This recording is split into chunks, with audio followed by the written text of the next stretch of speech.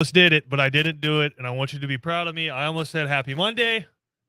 It's not Monday. Good job. You Good know? stuff. I almost did it, but I didn't talk over Mark in the rejoin thing. In the intro. That's what it's called. Yeah, you cut it off. We were having a conversation. You cut it off in a very.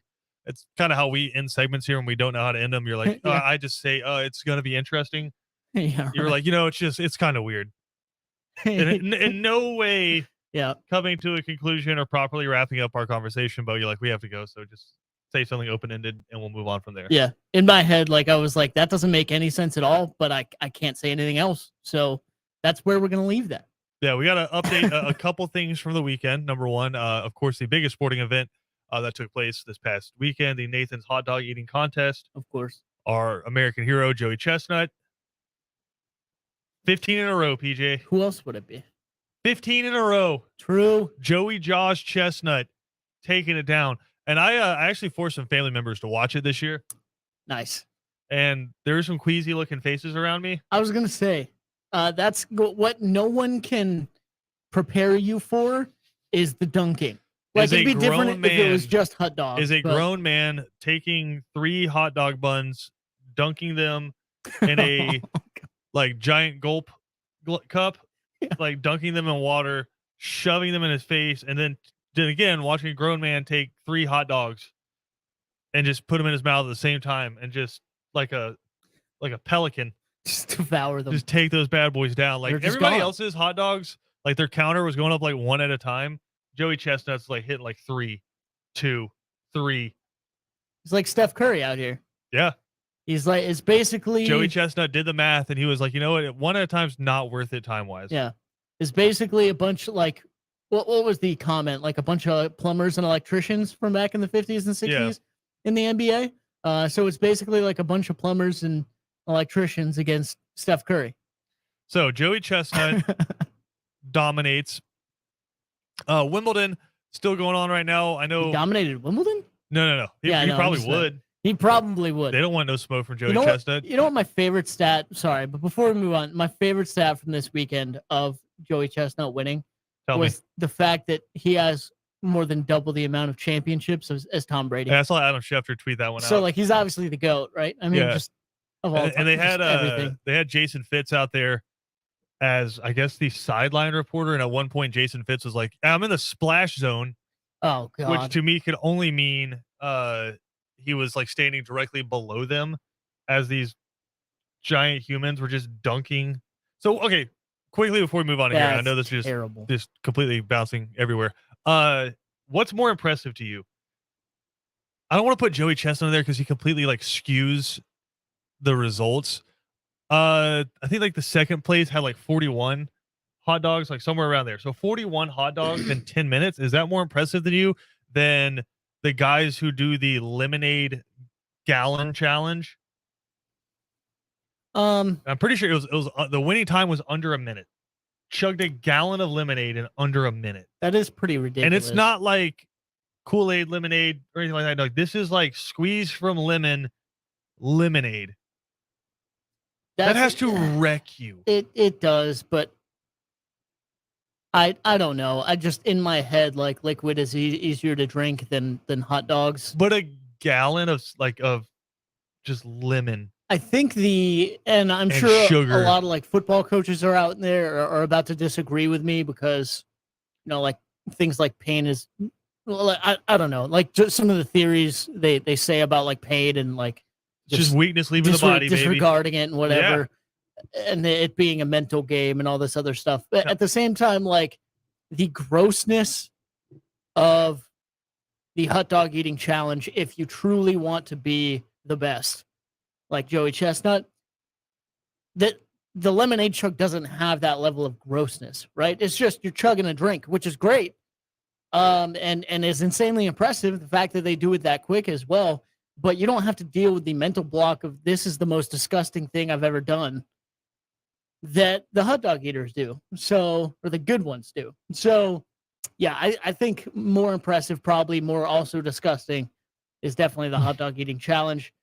Also, like, it's just so much food. It's just so much, man. It's an insane amount of food. So, and I do love it's the also intros. an insane amount of lemonade for sure. Like, I'm with you. but I respect it. I'll try to find the audio, and I'm sure I can because it's all broadcast on ESPN. But I love the intros that they give to all of the eaters, which it's the top 15, I believe. Yeah, top 15 ranked eaters in the world. Yeah. And it's there's different guys who's he's the reigning world kale eating champion. This man has eaten more spam in 10 minutes than anyone in the history of the world. It's impressive resumes. But there was one guy who came out there and they were he's a man so bad that he escaped from a prison in hell. Hell prison. No. Dear Lord. It was just all the pomp and circumstances around is outstanding. And it's cool because I don't know if it's a sport. We can have that conversation if you want to. I don't think we do. I don't think we want to have that conversation.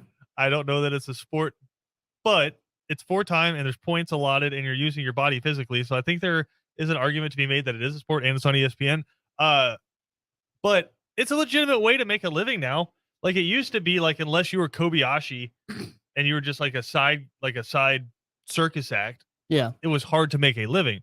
Whereas now with social media and the way these guys can market themselves, they can all actually pretty much do this full time. Yeah. Have it be sustainable, which is insane and impressive. Good for them for sure. Right. Yeah.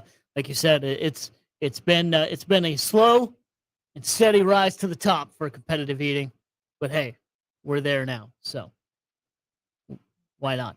I have you seen the 30 for 30? No. It's actually pretty good.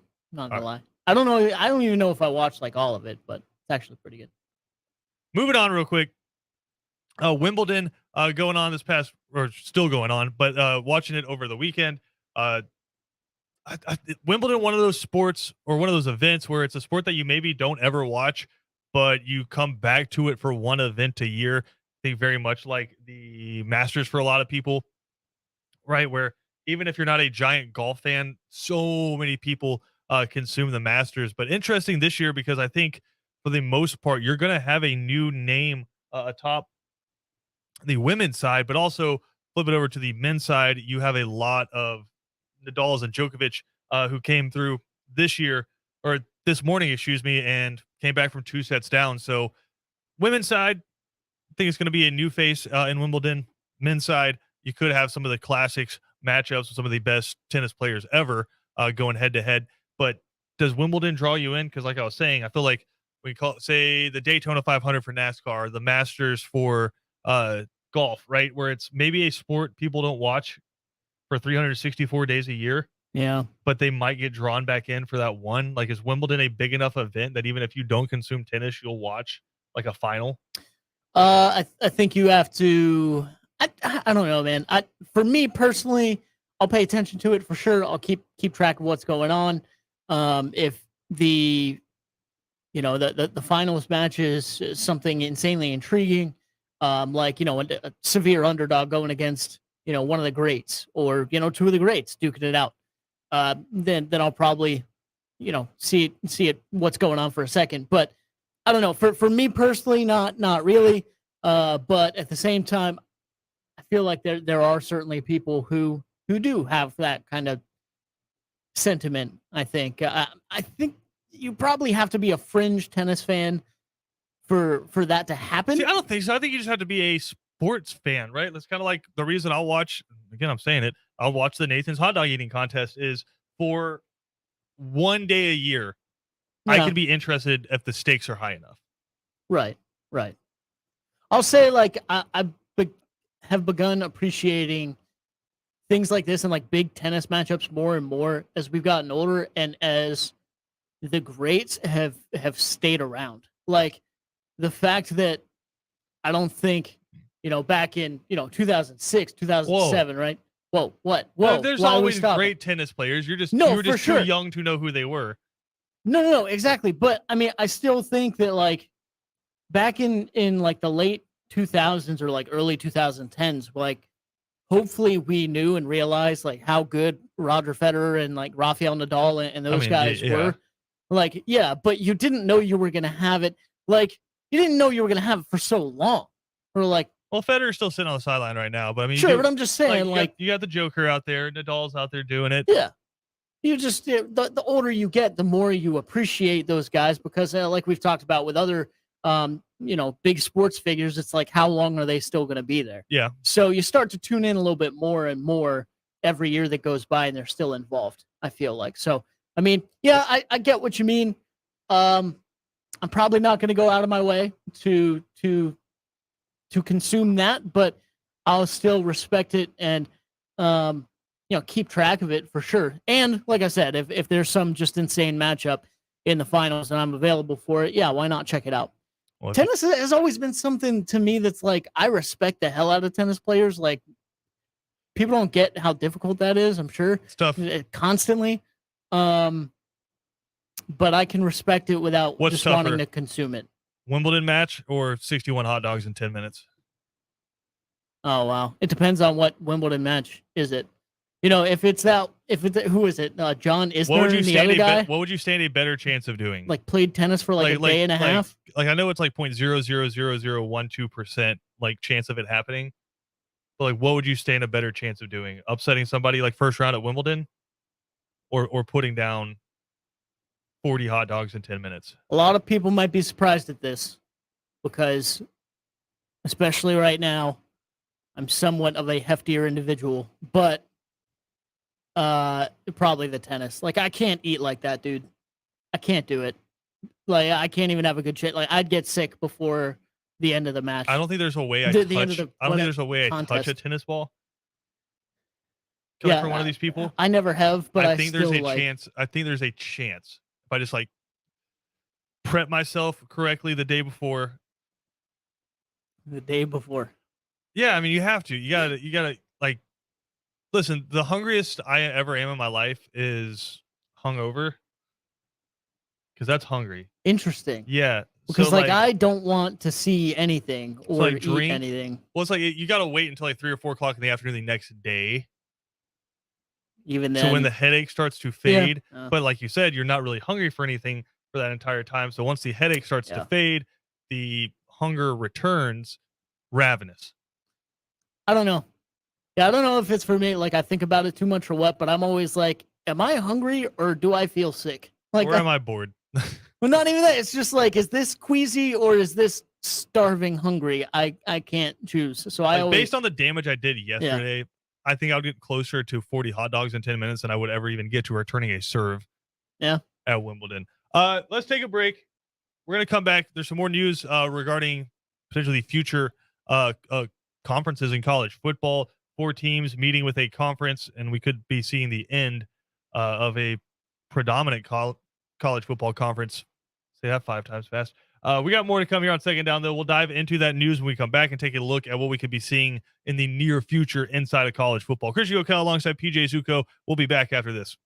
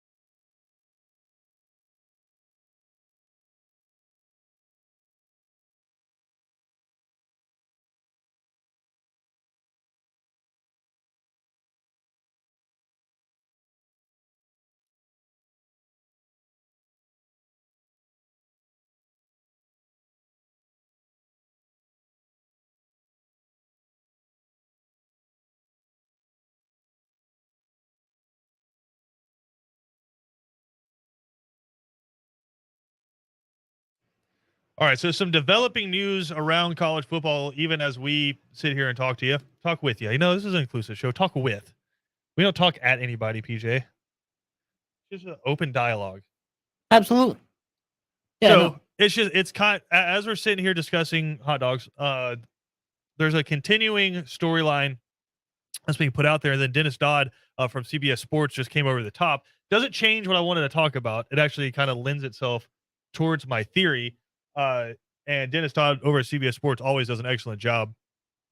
Remember his coverage last year SEC Media Days when he was one of the first talking about Oklahoma and Texas, kind of breaking that and trying to get in Greg Sankey's ear about it, as Greg Sankey probably wanted that one to wait a couple more days so he could have gotten out of Birmingham. But that being said, there are reports out there, and this is kind of a two sides of the coin right now for the Pac-12 or whatever remains of them after USC and UCLA are gone.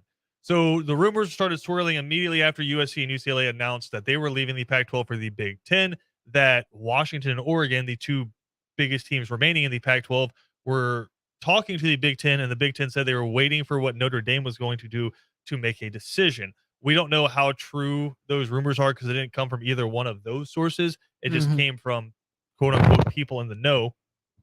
Well, now, according to Dennis Dodd, the Big 12 has entered the conversation where 6 teams from the Pac-12, Arizona, Arizona State, Colorado, Oregon, Utah, and Washington. So I would say the biggest teams remaining inside of the Pac-12 are in conversations with the Big 12, quote unquote, deep conversations to join their conference and kind of bring the Big 12 to what the new status quo seems to be, roughly 16 teams, right? So now you have the SEC taking Texas and Oklahoma, 16 teams. The Big 10, they add USC and UCLA, 16 teams. And then the Big 12, who everyone buried, is just kind of ripping the heart out of the Pac-12 and saying, hey, that's a failing league. We're going to grab the best commodities, because they don't look at them as schools. It's the best commodities we can out of your conference. And yeah, if you, like Drago said, if he dies, he dies, right? The Big 12 doesn't care about the Pac-12. So we could have potentially 3 16-team leagues that are all vying for playoff spots, right?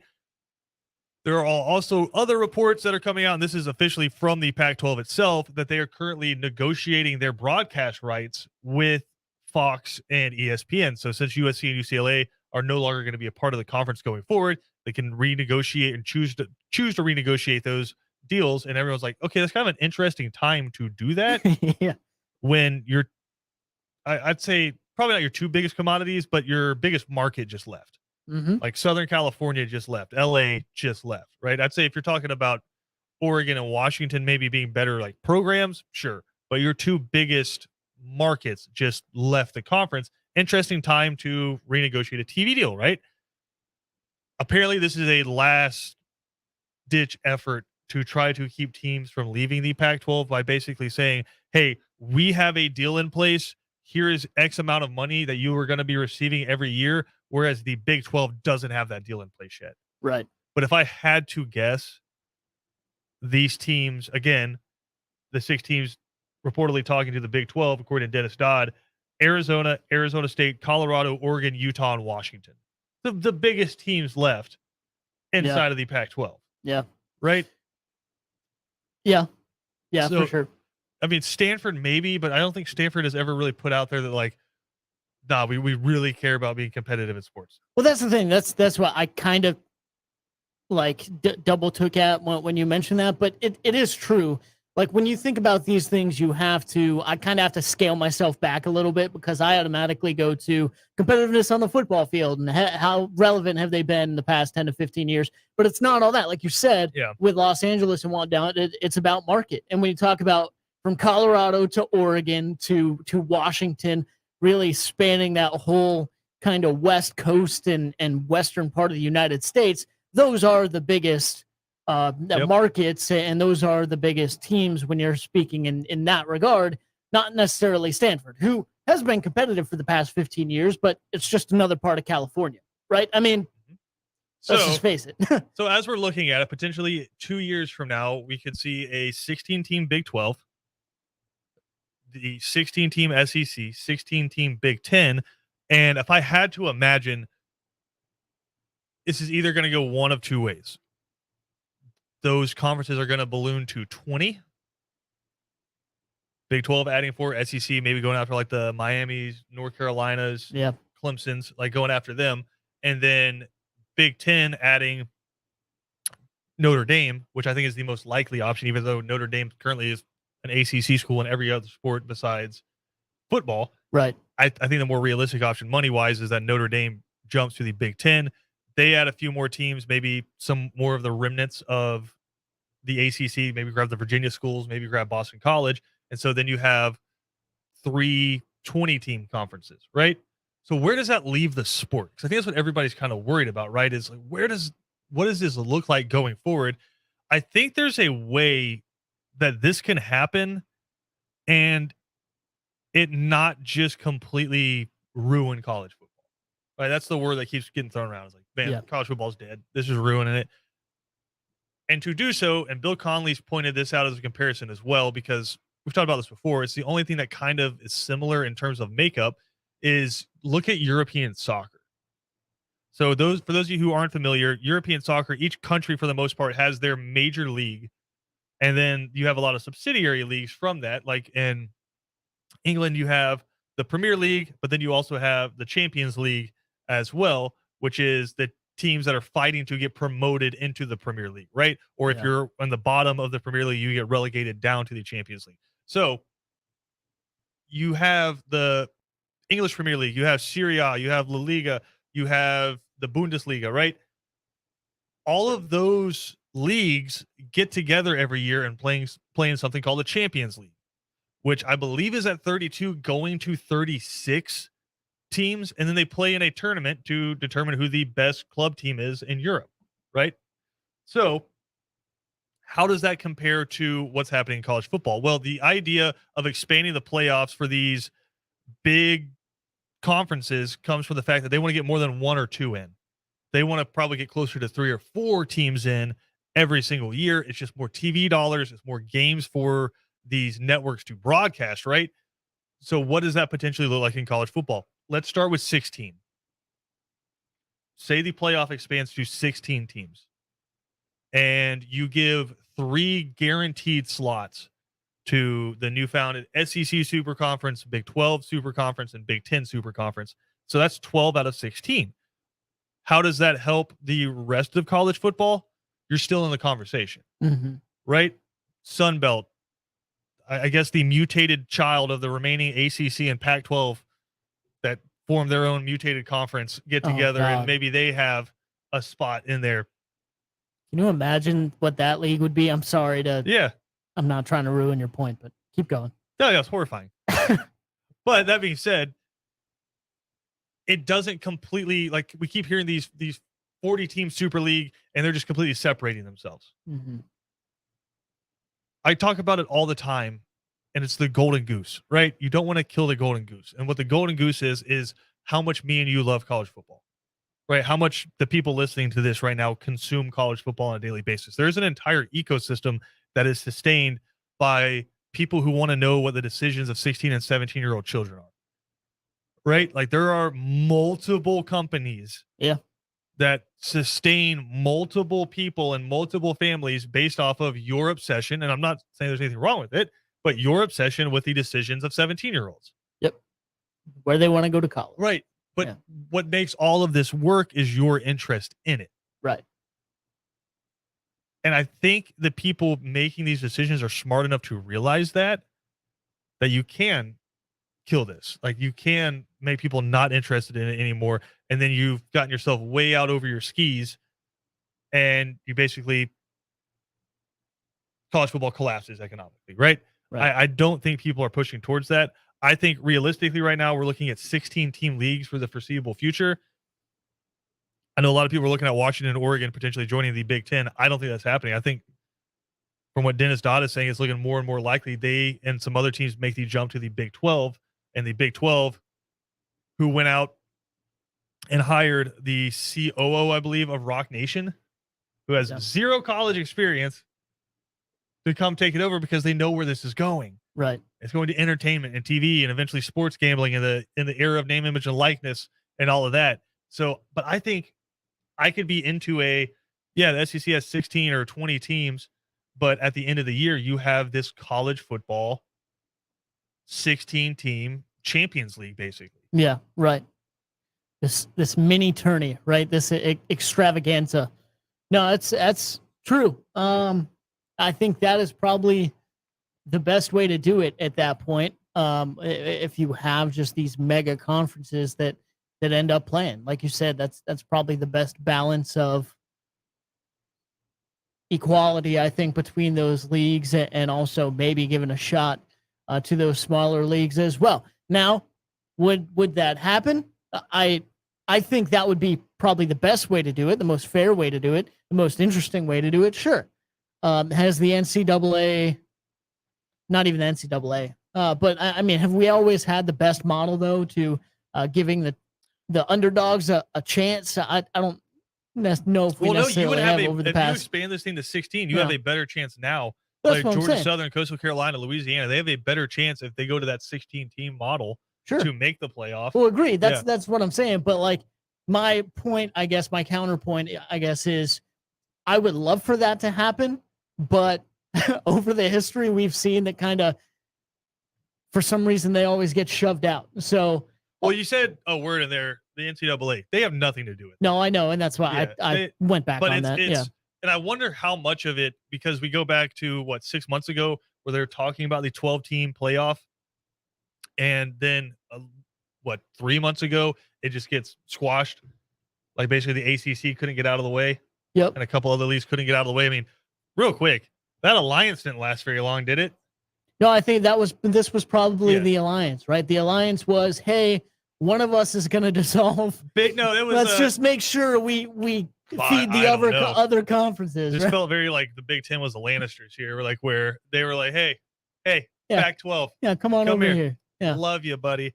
Love you, Let's buddy. figure out everything. Yeah, like right in the back. Let's figure out everything we can know about you, and then we're gonna make a deal with this other person. Oh, you don't exist anymore. See it. Sorry. Bye. And then they kind of had the deal with the Big 12. Like, listen, once we kill the Pac-12, you can take the scraps. Yeah, that's true. So, wait. So the Big 12.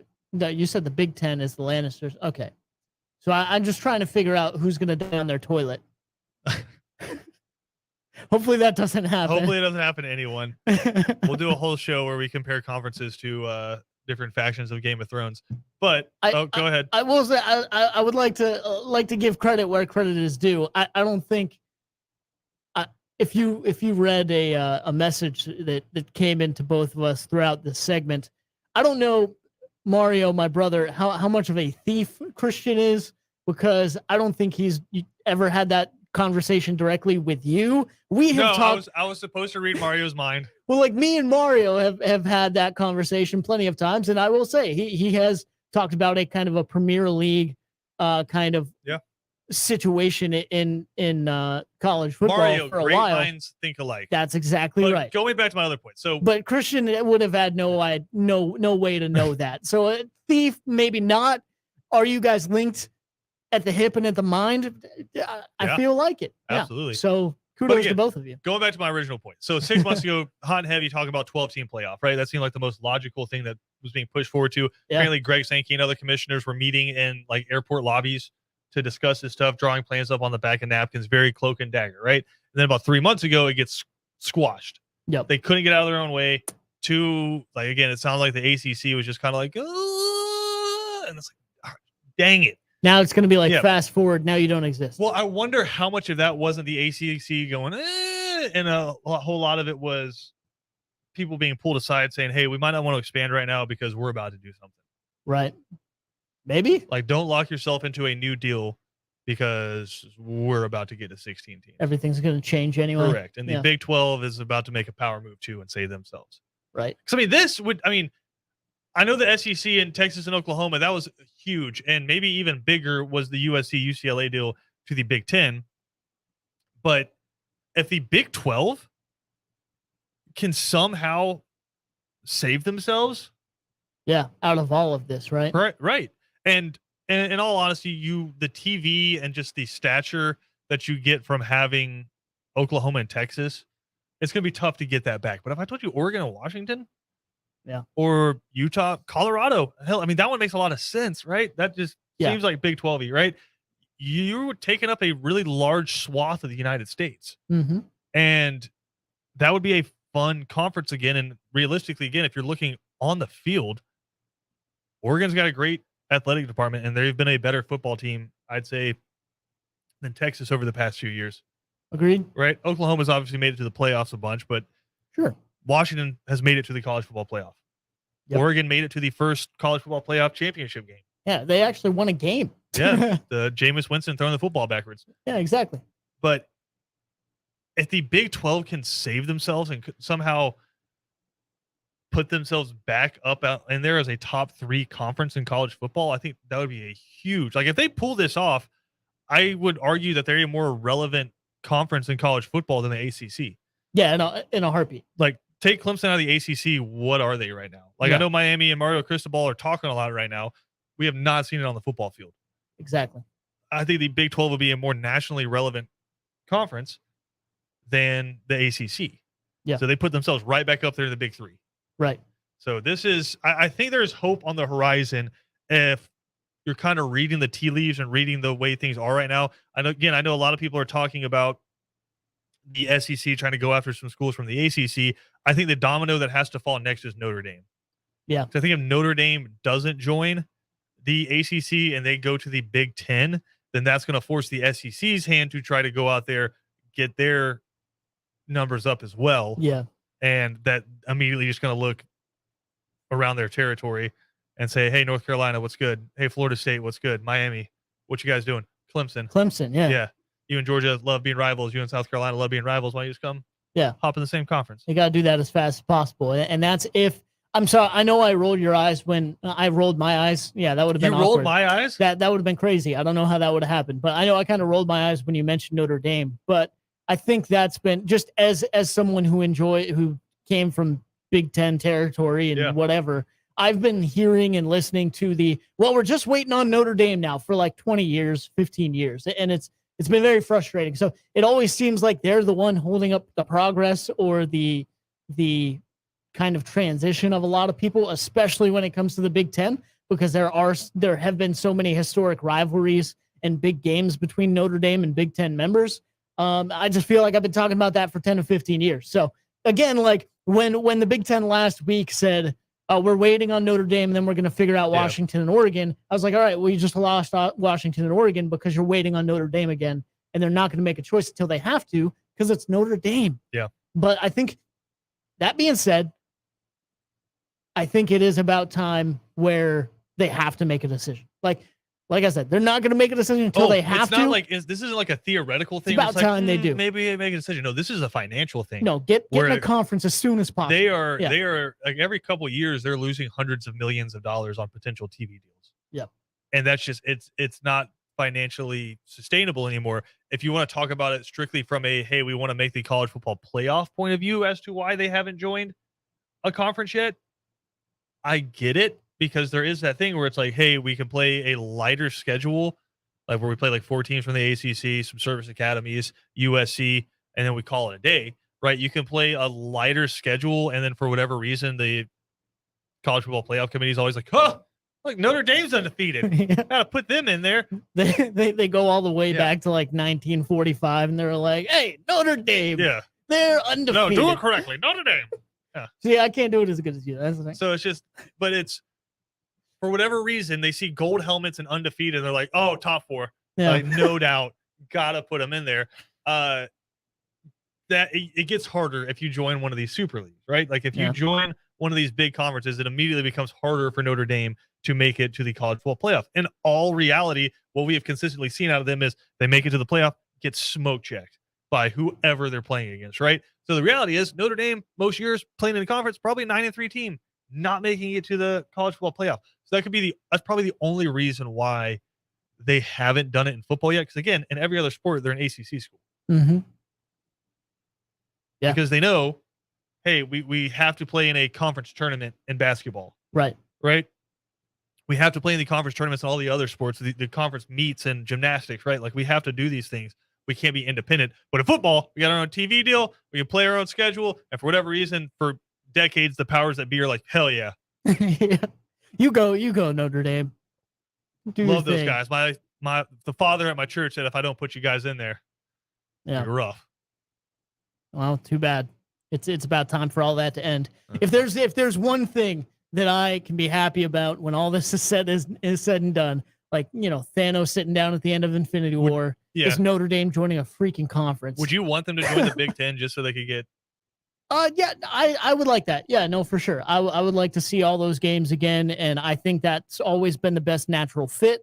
And again, now I think there's even more incentive to, because you want to join the ACC? The ACC might not exist in a year, man. Correct. You know who's going to exist? The Big Ten, the Big 12, and the SEC. So it's about time to take your pick out of one of those three, and I think Big Ten's just the natural fit for them. Well, we'll see. Let's take a quick break. We'll come back with more on Second Down. We're presented to you by the Uniform Source. We'll be back after this.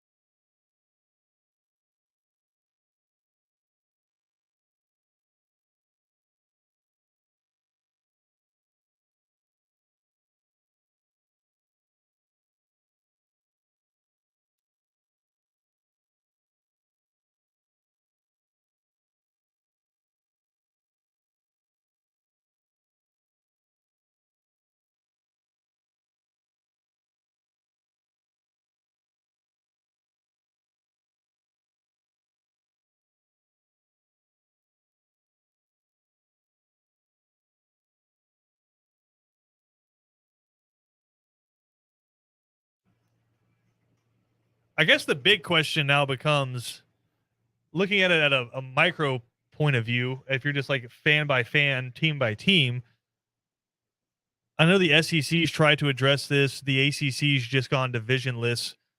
How do you go about scheduling? Yeah. Because I'm thinking about like what the big questions are going to become around college football once everything settles, if everything does settle.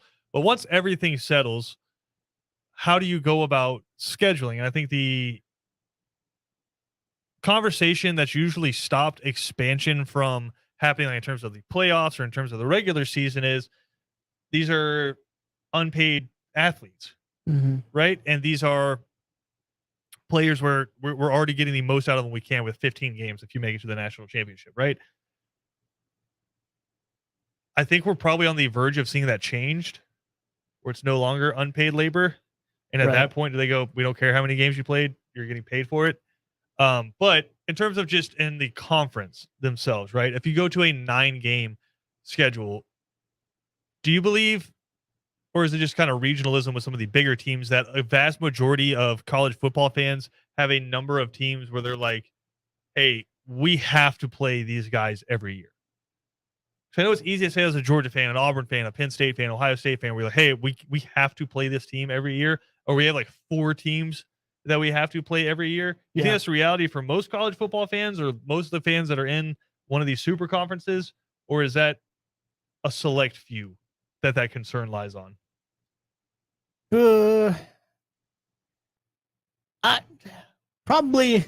Well, I asked because like Bill Conley put out a theory of what the Big Ten could look like scheduling going forward, and he didn't have Ohio State or Michigan as the permanent rivals for Penn State. Yeah, which is crazy. It was probably Michigan State. I think Michigan State was probably the one. I want to say Illinois was another one. I don't know. Yeah, and Rutgers. Oh God, yeah, which disgusting. I mean, if we're just talking about from a strictly, hey, let's get some wins every year point of view, not bad. I don't know. I guess that's kind of like a semi-right. What's hilarious is the chant every year for that game is "We're not rivals." Yeah, because like Rutgers has always wanted to be, and we're just like, hey, no. But that makes anyway, it the ultimate rivalry. Yeah, right. I don't know. I think it's probably like every school has that one school, right? I do think when you talk about the few programs, I think the few programs are like the schools that have like 3 or 4 rivalries, and they're like, hey, we have to keep those. That's not going to happen. Yeah. And I think that is a problem for the few, but the problem for the many is not being able to keep any, right? Yeah. Because every school has one school that is that big rival. I feel like that should be protected. I just think there's some fans that listen to the show that get a little bit skewed, where it's like, talk to a Georgia fan, like, listen, we got to play South Carolina every year. We got to play Tennessee every year. We got to play Auburn every year. We got to play Florida every year. We got to play Georgia Tech every year. Like, it's just, you're like, you can't only have so many that you're going to play every single year, right? Like, where does it stop? Like, listen, we played Vandy every single year. It's like, no, like, come on. Right. I would even say that, like, I mean, that there's so many tradition-rich, I guess, games down here, but that doesn't mean they're rivalries, and it doesn't mean that they need to be protected, for sure. I think, honestly, you talk to a lot of SEC fans, they might feel the same way, because I do feel like there's kind of an aspect to that, especially down here, that. But brother, but all these games are named. Like, you got clean old-fashioned hate. The Deep South's oldest rivalry. It is crazy how many named rivalries, quote unquote rivalries, there are, but the world's largest outdoor. Yeah, no, it's. I think it's great that we've had it that way. That the SEC has had it that way for so long. But times they are changing. No, as Ron Burgundy once said. It's true. Yeah, I don't know. I think that's a problem for, honestly, probably like the SEC. And not many other conferences or teams. Little regionalism. So I think that's going to have to change, though, no matter what, moving forward. All right, let's take a quick break. We'll come back with more right here on ESPN Radio.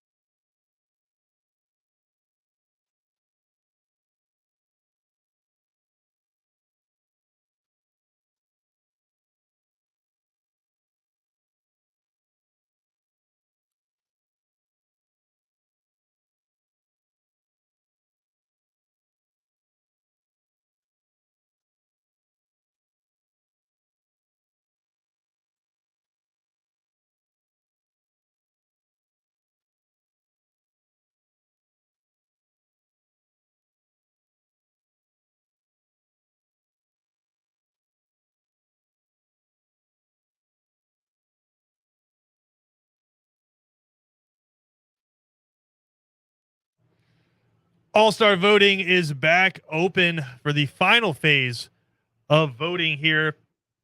You can go online to MLB.com/vote to vote for your favorite players. And Ronald Acuna Jr., one of the highest vote getters out of anyone in Major League Baseball. I'm curious for PJ Zuko's opinion on this here quickly. If you're a guy who hasn't played in half the games leading up to the All-Star break, regardless of how good you've been, and Ronnie's got some RBIs, a few home runs, do you deserve to be an all-star starter if you haven't played in like even half the games leading up to that? An all-star starter? Yeah. Yeah, no, probably not. Well, sorry. It's looking like that's going to happen, which again, all-star games are shams. Completely. The guys from 3 and Out have the day off today, just enjoying, an extended vacation, which is fine. PJ just took a big old vacation to Hawaii. It's true. Now these 3 and Out guys get a big old 4-day vacation, and I'm here. They can just do whatever they want. Holding it down for you folks because I care about you. But the 3 and Out guys will be back tomorrow. We got Braves Cardinals coming up for you a little bit later. If you miss any portion of our show here today, you can check it out on ESPNCoastal.com or wherever you get your podcast.